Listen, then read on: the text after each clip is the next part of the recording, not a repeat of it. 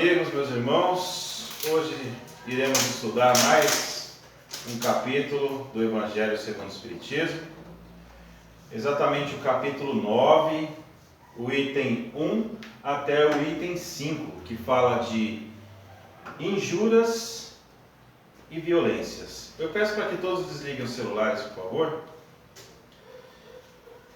Então, o capítulo que nós iremos estudar hoje, injúrias e violências. Violências é algo que nós estamos acostumados a ver no dia a dia, né? Qualquer canal de TV que você liga, qualquer janela que você abre, você vê violências. Mas o que é injúrias? O que será que quer dizer essa palavra injúria? Para o meio jurídico das leis humanas, nós temos aquela famosa injúria e difamação, né, que é uma aplicação da lei. Mas vamos lá no dicionário da língua portuguesa, e lá está escrito o que quer dizer injúria. Injúria é atribuir a alguém a qualidade negativa, não importa se falsa ou verdadeira. Ou seja, injúria é você falar mal de alguém, independente se é verdade ou se é mentira. Ao contrário dos crimes anteriores, a injúria diz respeito à honra subjetiva da pessoa. Por exemplo, Beltrana chama fulana de ladra ou de imbecil. Beltrana cometeu o crime então de injúria e fulana é a vítima. Isso dá explicação da língua portuguesa no sentido da palavra. Nesse capítulo, onde está em Mateus, do capítulo 5, versículo 5, até o versículo 9, que é uma das partes que fala das bem-aventuranças, que é o Sermão do Monte, conhecido como Sermão do Monte, Jesus nos ensina o seguinte: bem-aventurados os que são brandos, porque possuirão a terra. Logo no começo dessa passagem, algo nos chama muita atenção. Porque se Jesus diz que a felicidade não é deste mundo, por que ele diz que bem-aventurados que são brandos, pois possuirão a terra? Porque quando ele fala em terra, entendemos que é algo material, não é isso? Bem-aventurados os pacíficos, porque serão chamados filhos de Deus. Agora vamos a uma aula de conhecimento. Quem lembra qual que é o quinto mandamento dos 10 mandamentos? Alguém lembra? Não é o Enem não, viu gente? Pode ficar tranquilo. Não fiquem nervosos. Entendeu? O quinto mandamento é não matarás.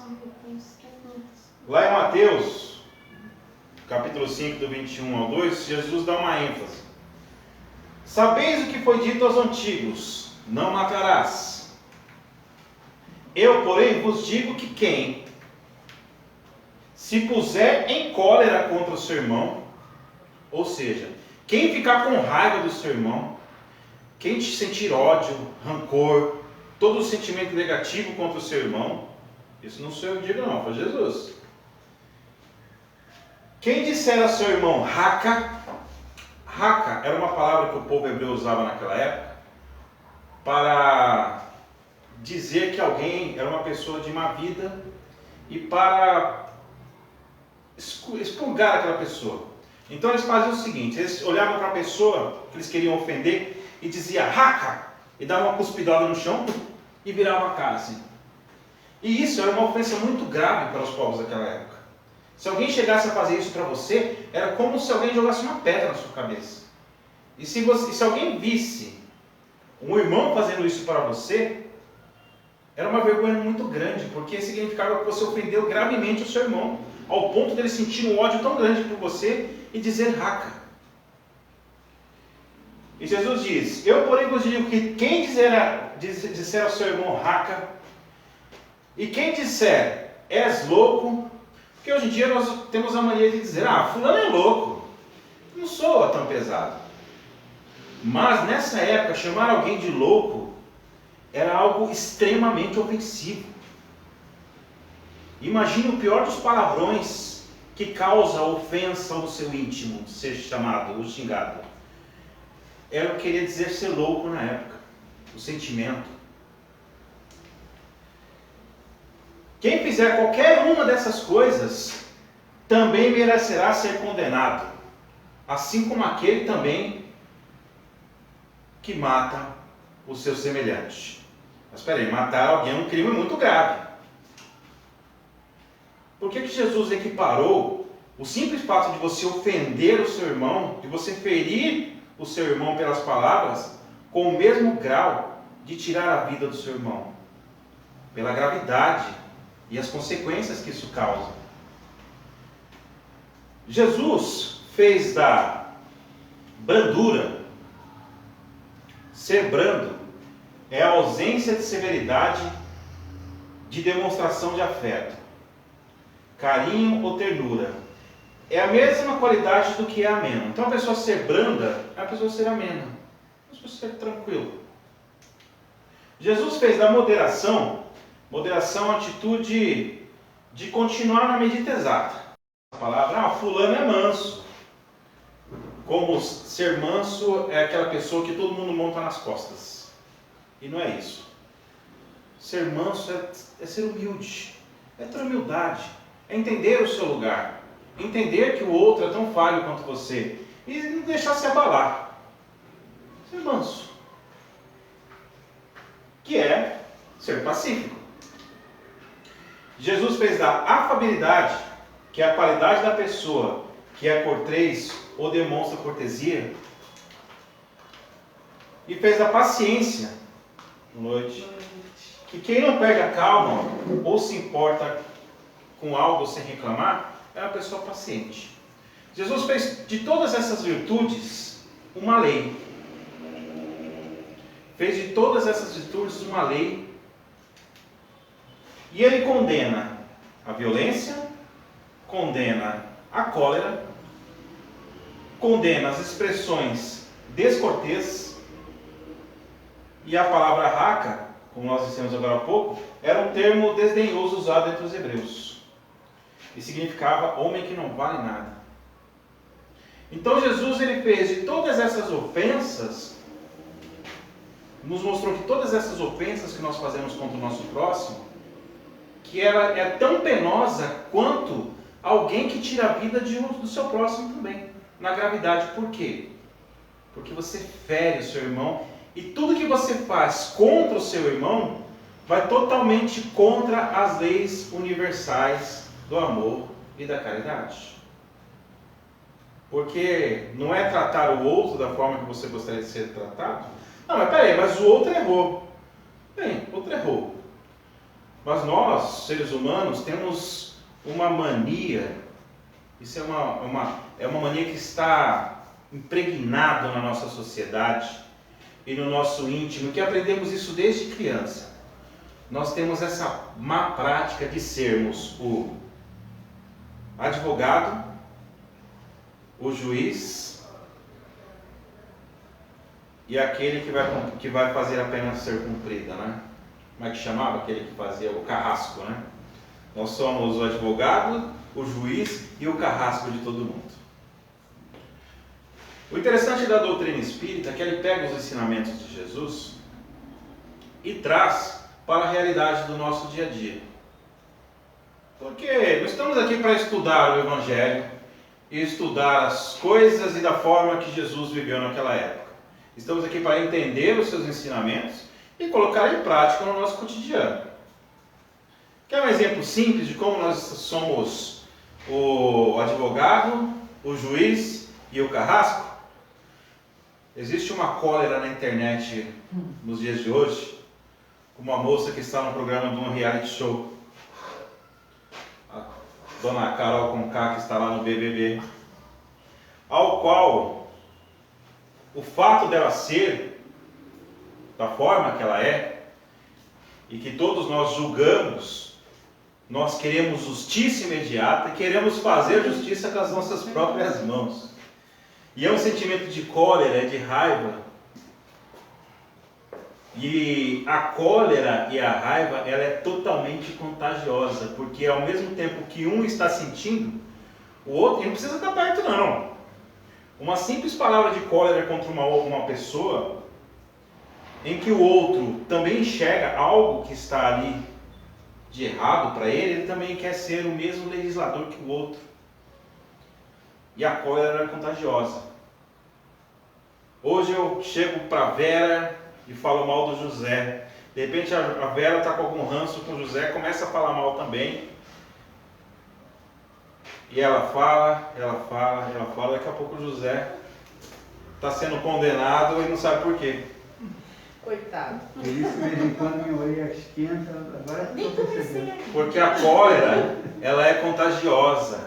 A raiva, ela é contagiosa. E é isso que Jesus condena nessas palavras desse trecho do Evangelho. Por isso que você proferir raiva, ódio e rancor contra o seu irmão é praticamente o mesmo de que você cometer um crime de assassinato contra alguém. Porque você está fazendo algo contra o seu irmão. E muitas vezes o que sai da sua boca, nós vimos na aula na semana passada, que o mal não é o que entra pela sua boca, é o que sai dela. E muitas vezes o que nós fazemos para com o outro destrói o outro de uma forma tão destrutiva mesmo, que nós não nos damos conta. E nos deixamos levar pela raiva, pela cólera. Por quê? Porque nós queremos a justiça imediata. E não entendemos que existe a justiça divina acima de tudo. E quando falamos de justiça divina, não é que é Deus que vai vir aqui e dar uma chapuletada naquela pessoa, não. A justiça divina é a lei de causa e efeito. Tudo que nós fazemos de bom ou de mal, gera consequências. Cada escolha que nós fazemos gera consequências. Às vezes consequências que não nos agradam, mas são consequências das nossas escolhas. E aí vem uma questão muito importante, que é a questão, por exemplo, do pecado. Muitas pessoas ficam paradas, estagnadas na vida com essa questão do pecado, do erro, achando que erraram e que ali acabou. Não, estou condenado. Na verdade não existe o pecado, existe consequências das escolhas que nós escolhemos. Mas sempre é tempo de fazer novas escolhas. Mas voltando para o caso da cólera, é algo que é totalmente contagioso. E Jesus condena isso da mesma forma que condena um assassinato. Ele compara isso com o 5º mandamento, que é não matarás. Olha a gravidade do que é você mastigar um veneno para com o seu próximo. E sabe por que Jesus condena isso também? Porque você não está só proferindo o mal para o seu próximo. Nós sabemos que toda vez que nós manipulamos um veneno, o primeiro envenenado somos nós. Somos nós que nos envenenamos primeiro. Porque não existe luva protetora para você manipular o veneno da raiva, do ódio, do rancor. Ah, mas tem pessoas que são dissimuladas, as pessoas não sentem nada, elas sentem raiva pela outra, daqui a pouco elas estão bem. Será que elas estão bem mesmo? Às vezes está bem por fora, você não sabe como está a pessoa por dentro. Todos nós usamos máscaras. Essa palavra raca pronunciava-se cuspindo e virando a cabeça para o lado. Era algo totalmente ofensivo. Chegava assim, raca, cuspia e virava a cara para o lado, que isso era ofensivo demais. Seria mais ou menos hoje equivalente a você fazer gestos obscenos para alguém. É só que no cotidiano, hoje em dia, as pessoas levam isso também como natural. Mas, dentro de pessoas que se amam, você fazer um gesto obsceno, você xingar a outra, isso é totalmente agressivo. E era o que significava isso na época.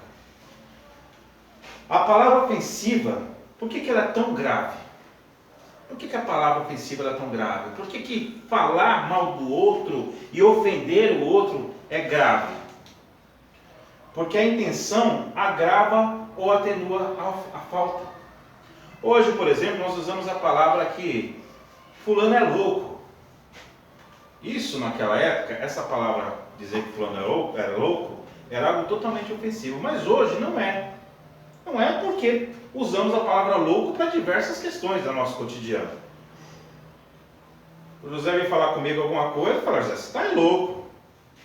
Mas o louco que depende, é o sentido da intenção da sua palavra, em relação ao outro que vai agravar aquilo que você está dizendo. Você é louco, mas tipo, você não está pensando bem. Agora, se você, numa discussão, principalmente as mulheres vão concordar comigo, numa discussão de marido e mulher, o marido virar para a mulher, então os divorciados vão lembrar. Ele deve saber. O marido virar para a mulher na discussão e dizer, você é uma louca.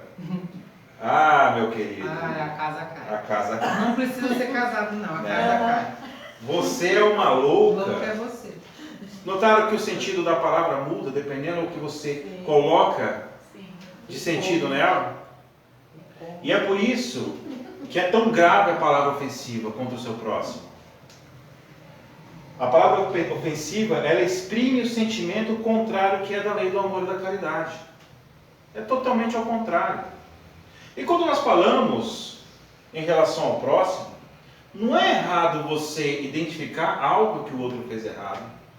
E de repente até chegar para ele e falar, fulano, você fez algo que não está legal. Não é errado. É errado você, ao invés de ir contra teu irmão para resolver os problemas, fazer o que nós estamos fazendo hoje nas redes sociais. Detonando uma pessoa, às vezes, que a gente nem conhece. Quem sabe quais são os motivos que está passando na cabeça daquela pessoa, se é uma pessoa que precisa de ajuda.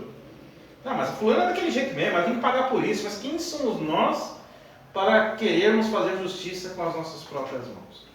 Não, mas eu vou ligar lá para votar para sair do programa. Tudo bem, depois. O que vai mudar na sua vida isso? Nada.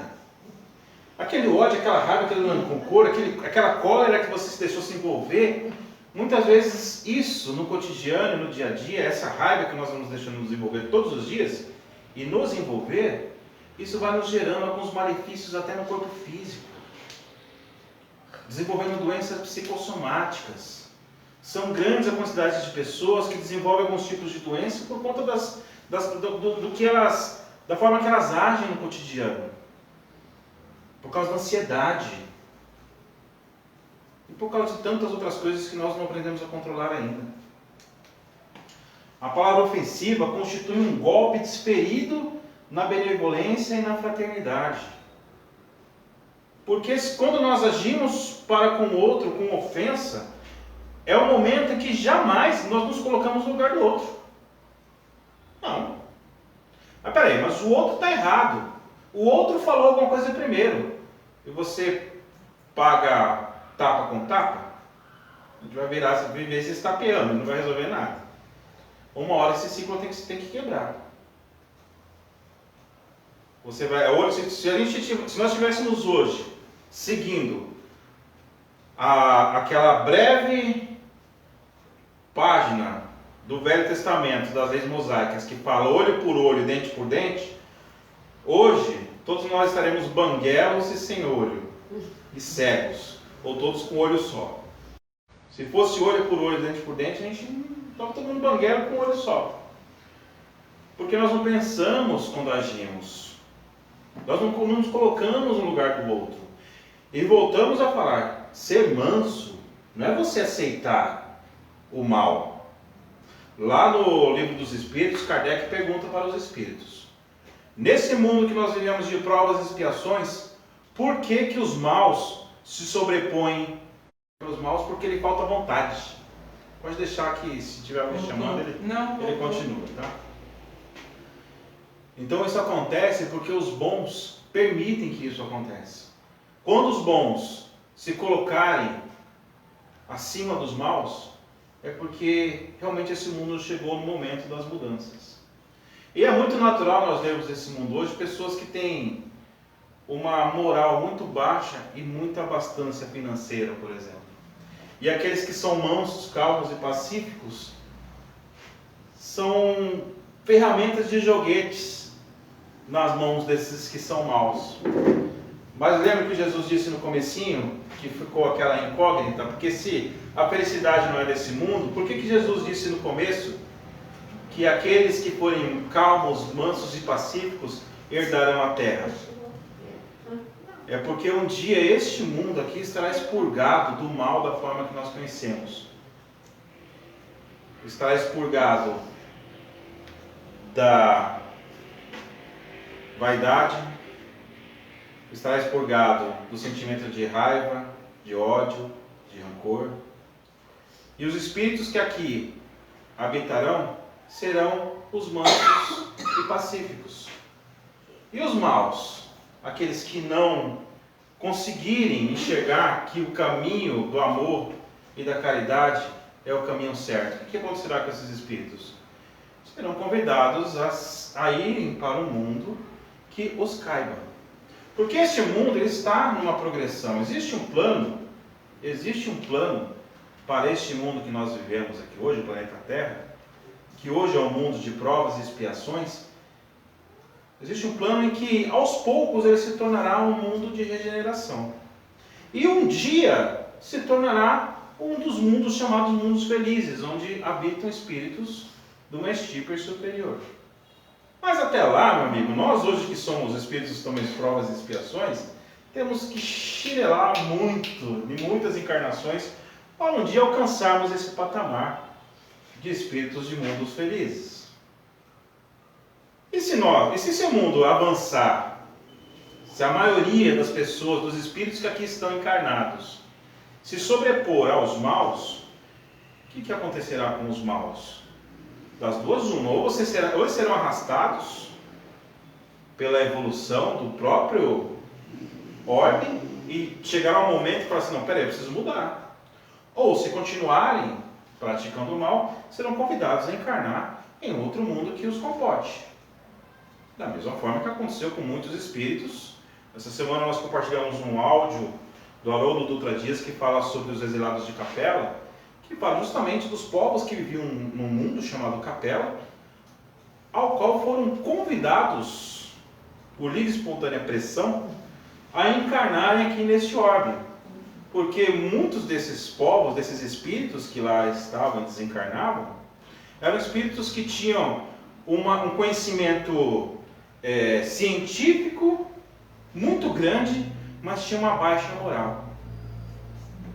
E encarnaram aqui para auxiliar os povos que aqui estavam a evoluírem cientificamente. Vamos pegar um exemplo simples. O Egito. A tecnologia que foi usada na construção das pirâmides do Egito, até hoje ninguém entende como é que aconteceu aquilo.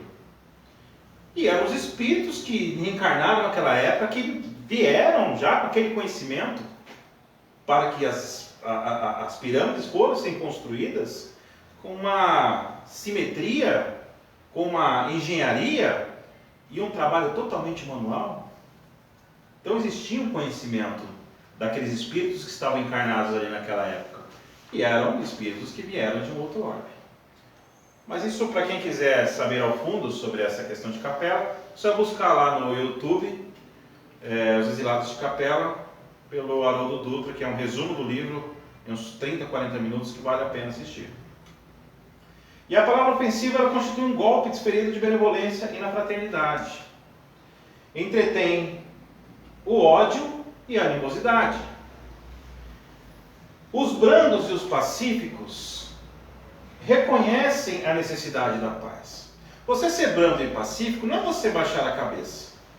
É você entender que se você é brando e pacífico e o outro está muito bravo, está nervoso, está algo do tipo, cabe a você, se você se considera manso e pacífico, cabe a você tentar apaziguar aquela situação. Mas o outro não quer saber, o outro não quer escutar, tudo bem. Cabe a você também calar-se quando necessário. Porque se o outro está bravo, agitado, nervoso, não adianta você falar nada naquele momento.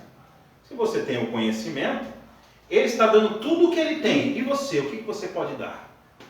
Se você se considera manso, calmo e pacífico, vou dar a minha mansidão. É difícil. É por isso que a paciência ela é uma virtude a ser exercitada. Nesse próprio capítulo, existe um trecho que fala da cólera e existe um outro trecho que fala da paciência.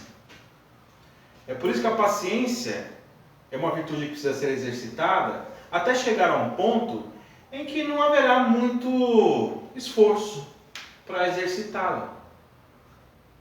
Quando as pessoas começam a fazer academia, por exemplo, entram lá na musculação, na esteira, né? Olha para mim não, que eu sei que eu preciso, tá? Ainda bem que você sabe. Quando as pessoas começam a fazer academia, às vezes no começo é um esforço, é algo penoso, ao qual ela sabe que ela precisa fazer aquilo para a sua melhora, mas é sacrificante. E aí vai passando um tempo, a pessoa começa a ir todo dia e ela começa a perder gosto sobre aquilo. Começa a fazer, pô, isso aqui é legal mesmo, ó. E estou dando resultado, ó. Olha só, minha saúde está melhorando. E até que chega um momento que ela fazer aquela ação, aquela prática, é algo que não gera esforço para ela. Cai no cotidiano, É coisa natural. cai no natural. E com a paciência também é isso. Ah, mas eu sou uma pessoa que eu não tenho paciência com nada e com ninguém, não. Espera aí, criatura, você é um espírito encarnado, que já encarnou aqui tantas vezes. Se você identificou que você é uma pessoa que não tem paciência, você é o que mais precisa exercitar a paciência. E existem diversos exercícios para a paciência, né? Um deles, e o principal deles, é a respiração. Você... Tá bom, peraí, deixa eu pensar. É um exercício simples e nós não fazemos. Não fazemos. Porque a gente quer o quê? Quer vingança. A gente quer ferir o nosso irmão. Nós não deixamos nos levar pela cólera, pela raiva, pelo ódio, pelo rancor. Nós queremos justiça imediata. Arrancar o dedinho com alicate. Com alicate, colocar um laço no pescoço e pendurar. Pegar o pescoço do maridinho assim. É isso que a gente quer fazer. É isso que a gente quer naquele momento. Nós não agimos, nós agimos com os nossos instintos e esquecemos que somos seres com princípio inteligente. Porque se deixar levar pelos sentimentos, é algo instintivo. Agora, você dominar os seus sentimentos é o domínio de si próprio. É você executar o seu princípio inteligente, você colocar em ação, usar a sua inteligência. Não quer dizer que temos que ser pessoas frias e calculistas, não é isso não. É você entender que você tem que ter o domínio de você. A emoção, é bom sentir emoção? Claro! Mas a emoção descontrolada, ela é um cavalo sem rédeas. Nos dois sentidos. Quando nós estamos com raiva e quando nós estamos muito felizes. Nos dois sentidos. Porque se nós não controlarmos a emoção, nós nos deixamos a levar. É um cavalo sem rédea que nos leva a lugares que nós nunca iríamos se tivéssemos usado a nossa razão. Acontece muito isso. Quando você conhece uma pessoa ao qual você começa a ter um relacionamento, muitas vezes você não enxerga os defeitos da outra pessoa porque você está ludibriada com o sentimento.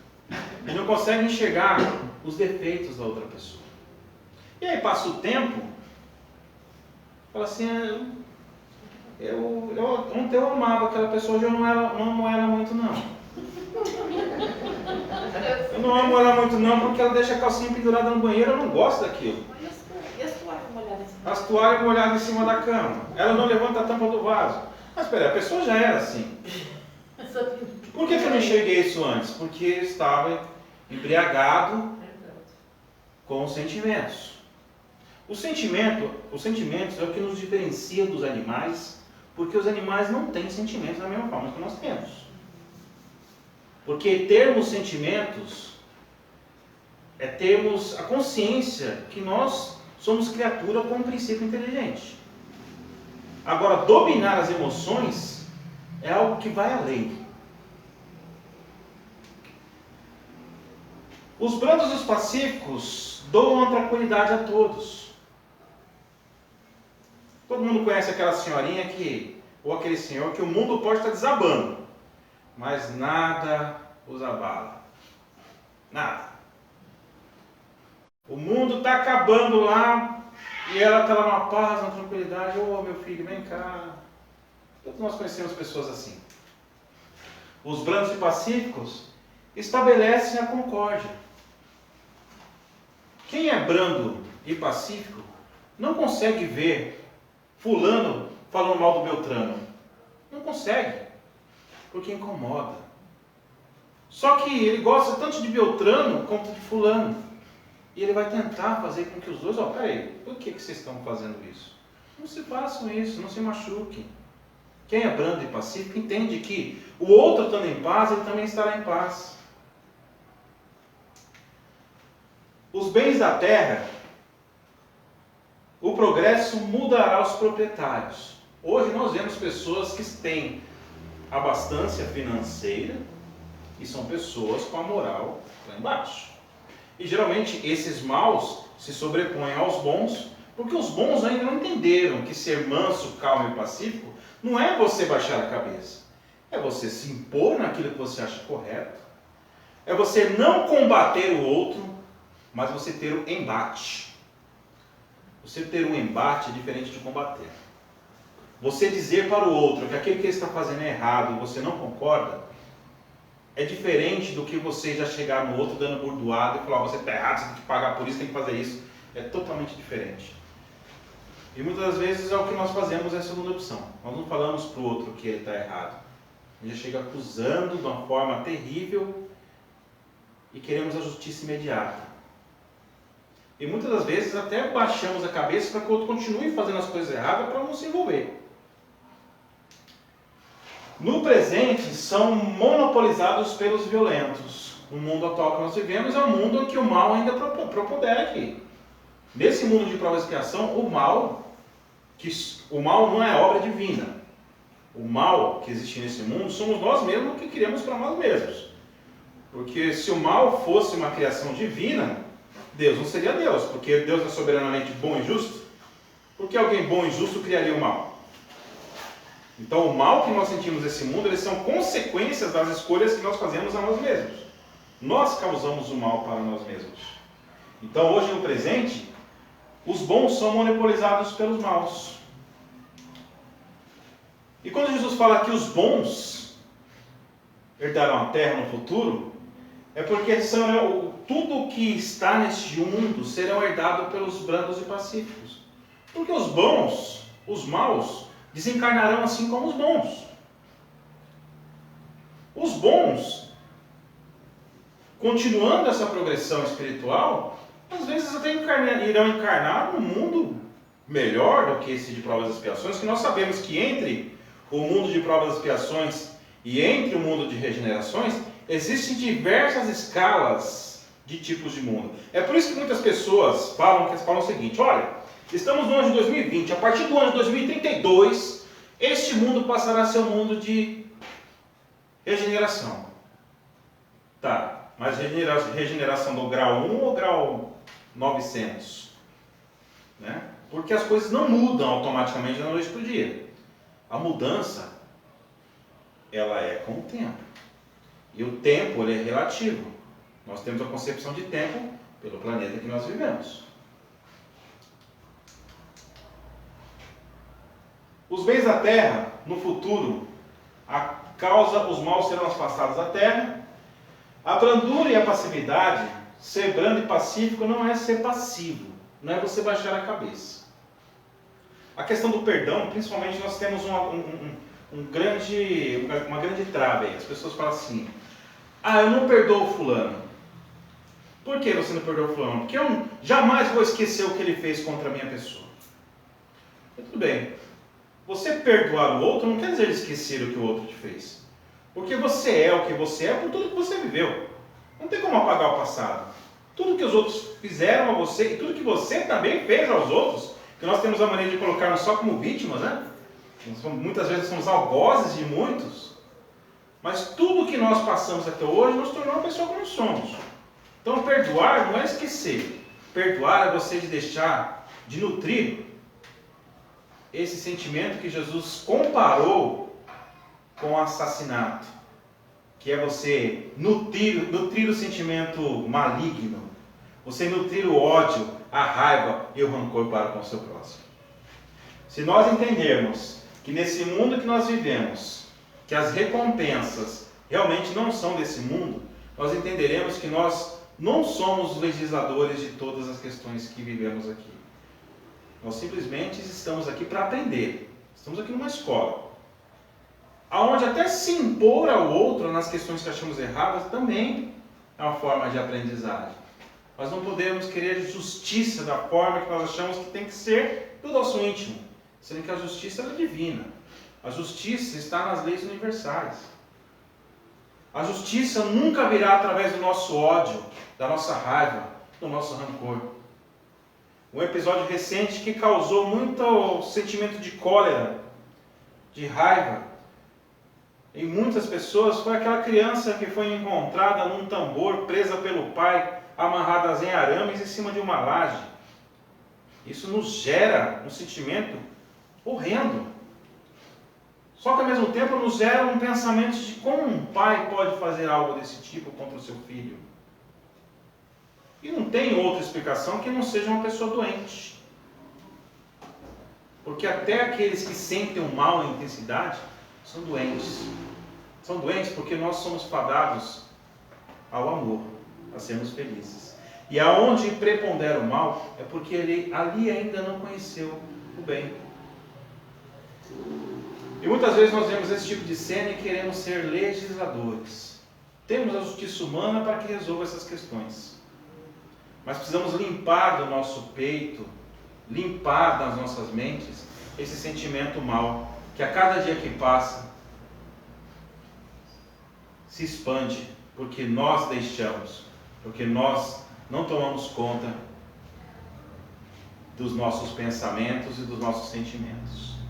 A lei de amor e caridade, quando a humanidade se submeter a esta lei, deixará de haver egoísmo por toda parte.